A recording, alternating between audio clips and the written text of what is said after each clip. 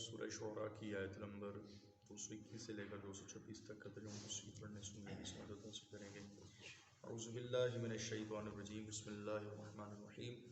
هل انبئکم علی من تنزل الشیاطین تنزل علی کل افاک اثیم یلقون السمع واکثرهم کاذبون۔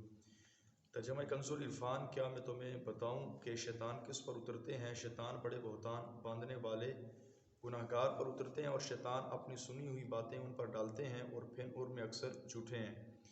بعض مشرکین نے نبی پاک صلی اللہ تعالیٰ علیہ وسلم کی ذات پر اعتراض کیا کہ آپ علیہ الصلوۃ والسلام کی بارگاہ میں اس قرآن کو شیطان لے کر اترے۔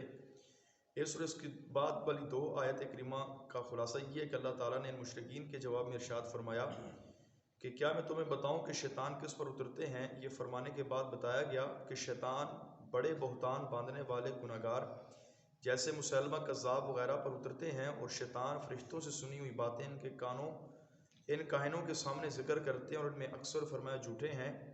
وہ فرشتوں سے سنی ہوئی باتیں ان میں اپنی طرف سے اور جھوٹی باتیں ملا کر ان کے سامنے پیش کرتے ہیں۔ وَالشُّعَرَاءُ يَتَّبِعُهُمُ الْغَاوُونَ أَلَمْ تَرَ أَنَّهُمْ فِي كُلِّ وَادٍ يَهِيمُونَ وَأَنَّهُمْ يُلْقُونَ مَا لَا يَفْعَلُونَ۔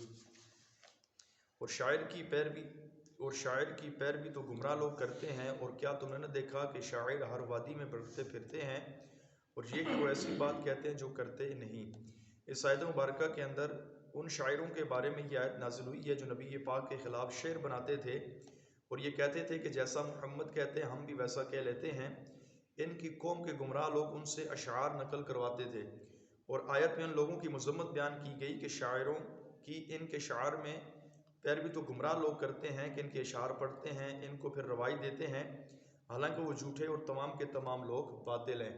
اس آیت مبارکہ سے معلوم ہوا کہ شاعروں کا جھوٹے اور باطل اشعار لکھنا فرمایا یہ گناہ ہے، اور دوسروں کو سنانا، انہیں معاشرے میں راج کرنا یہ گمراہ لوگوں کا کام ہے، اور ان سے لوگوں کو نصیحت حاصل کرنی چاہیے جو ایسے اشعار لکھتے ہیں جن میں اللہ تعالیٰ، نبی پاک کی توہین، دین اسلام اور قرآن کریم کا مذاق اڑایا جاتا ہے، اور اللہ تعالیٰ کی بارگاہ کے مقرب بندوں کی شان میں گستاخی والے کلمات کہے جاتے ہیں۔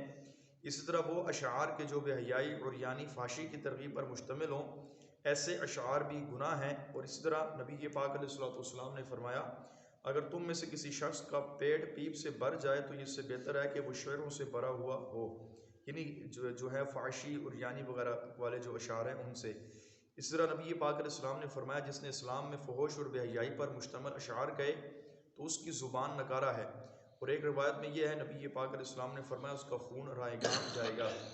عرب کے اشعار کلام اور فن کی ہر قسم میں شعر کہتے تھے، کبھی وہ اشعار کی صورت میں کسی کی تعریف کرتے تو کبھی کسی کی مذمت بیان کرتے تھے۔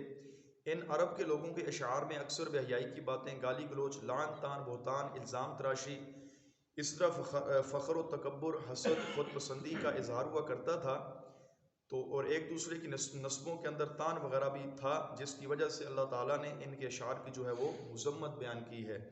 اللہ تبارک و تعالیٰ کی بارگاہ میں دعا ہے جو کچھ ہم نے پڑھا سنا اس پر عمل کرنے کی توفیق عطا فرمائے۔ آمین بجاہ النبی الکریم صلی اللہ تعالیٰ علیہ وسلم۔